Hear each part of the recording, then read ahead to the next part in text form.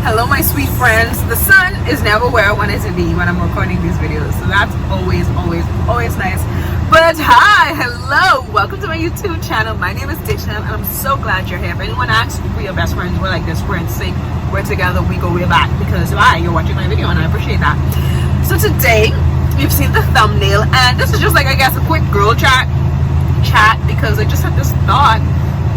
Because as most of y'all know, if y'all been watching the videos, just I am in a season of waiting, and we've had our highs, we've had our lows, and right now we're in a bit of I would say a high season, and just like, walking with the faith that God is going to act. And I was just listening to a song. I just came from church, and I was listening to a song, and the song says, "You make mountains move, you make giants fall, you use songs of praise to shake prison walls. I will speak to my fears, I will speak to my doubt.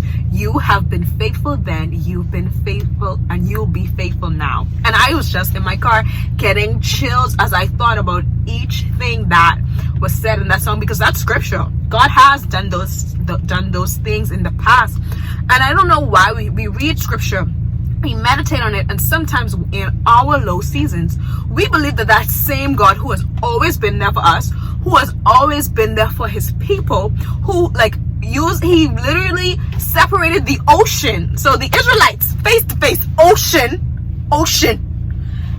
and attack Pharaoh and his army, right? That same God that said, "Moses, use that useless piece of snake, that piece of wood that would we have seen," he used a wood, and he parted the Red Sea. We believe, we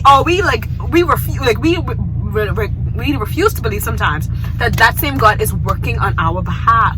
And like I said, I was in a low, and it was like, it's finished, it's over, there's nothing, I have nothing more to give. And so I've been there. If you're there now, I have been there.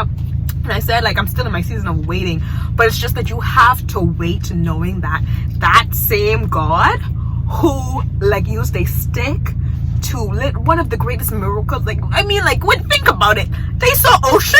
Listen, if I was there, I'd have been like, boy Moses, I can't swim. I actually can't swim. Boy Moses, you can swim? Cause Moses, these people can swim? Cause I see water and I see a fire, and I see, the fire was leading them, but at the same time it'd be like something's not right. But you have to walk in faith. Those Israelites, they was going, Moses know what's up, the fire is leading us, let's go. And that is how we have to follow, Lord, when we feel as though there's no way out, or when we cannot see our breakthrough. So I encourage you today to just be encouraged. And as I was driving to listening to the song, and as I was just saying the miracles, I was also remembering, because I'm reading a book, and they mentioned Shadrach, Meshach, and Abednego, and that thing we tend to jump over because we tend to focus on it in Sunday school, and then as adults we're like, oh yeah, we learned about that in Sunday school. Excuse me, boy, hey, we gotta roll it back. First of all, these people say, I refuse to bow down. I refuse. I'm never gonna bow down to no idol. Come on, come at me. I ain't gonna bow down. He's like, the king was like, oh, you ain't gonna bow down. You ain't gonna bow down. Throw them in the fire. And the thing is, my God was petty. He was petty. I like how the book put it too, because he was like, oh, turn up the fire. He was like, oh, they embarrassing me too, because in front of everybody. So he's like, turn up the fire. The fire was so hot. Listen to this, guys, because like I said, I'm in my season right now, so I'm feeling it. So the fire that Chanel is in right now, the fire is so hot, it took out the people that threw Shadrach, Meshach, and Abednego in the fire. Okay, so I took them out. They don't go in the fire. Okay, so you may be in your fire, and the people that are putting you in the fire, listen, you can't be worried about what other people are doing, because you in your fire right now. But your fire, when you come out, people are going to say what that fire did to you, that miracle that happened to you. So yeah, people around you may be experiencing a little bit of heat from the fire, and it may be taking them out, but it will not take you out. Why? Because who's with you?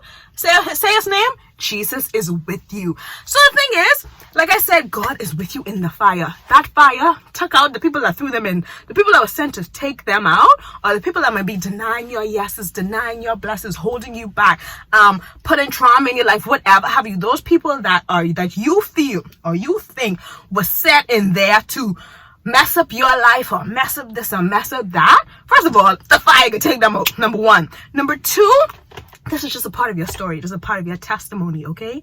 You can't just be bowing down to whatever have you, because God is with you. God is greater and he will bring you out. So you may be in your fire right now, but just remember that same God that led the Israelites out of, they were like, literally, like I said, there was no way out. He freed the Israelites.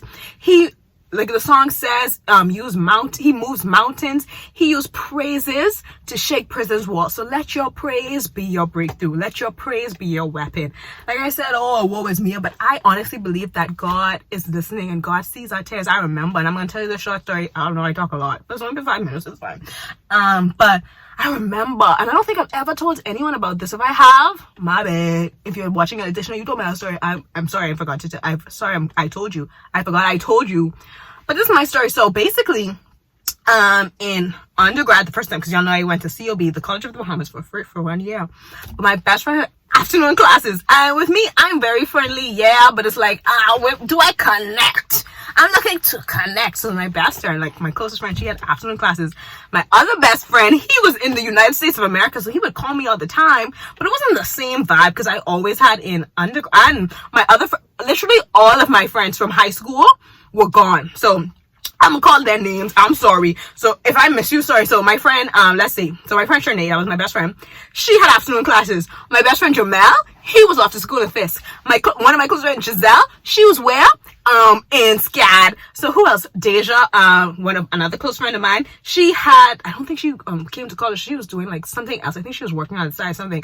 So everybody who I was close with either like was just all over the place. Yasmin, you know, I was close with you too. But it's just like our schedule was just not aligned. It was just not aligned. And I was going mad because I was like, God, really?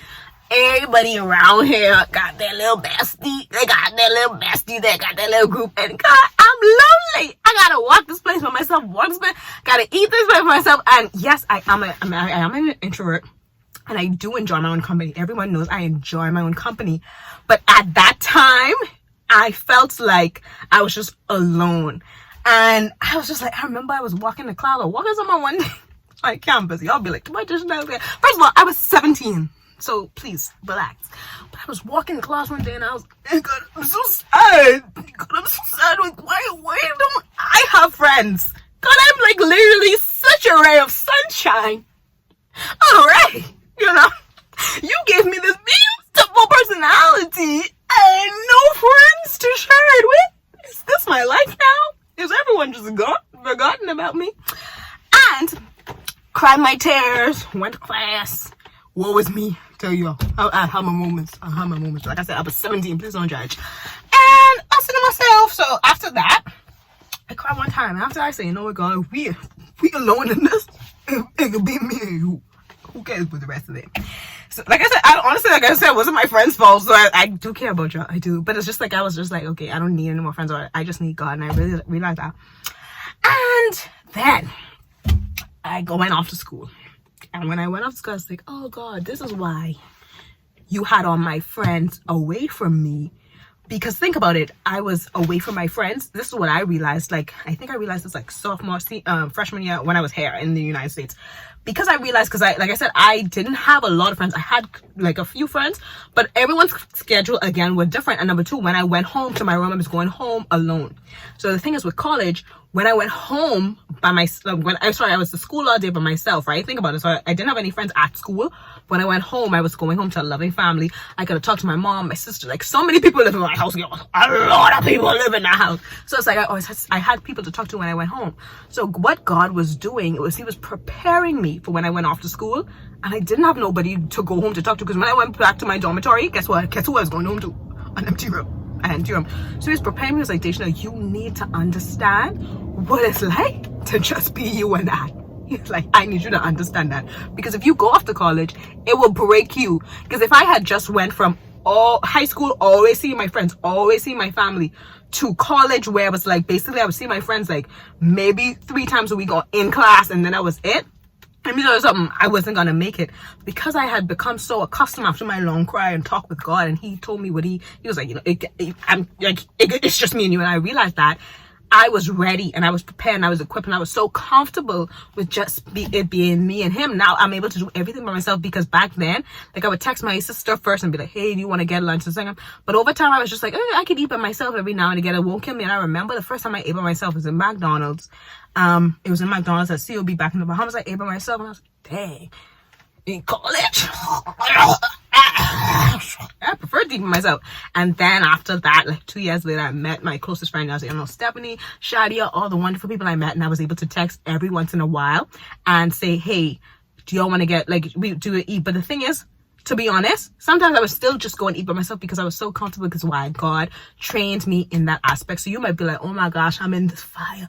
Oh my gosh. And I use that as an example to say, like, in that moment, like I said, tears were shed, y'all. Tears were shed on the COB campus. I didn't wait till I get home. I was crying on campus. Hopefully nobody saw. I don't think nobody saw.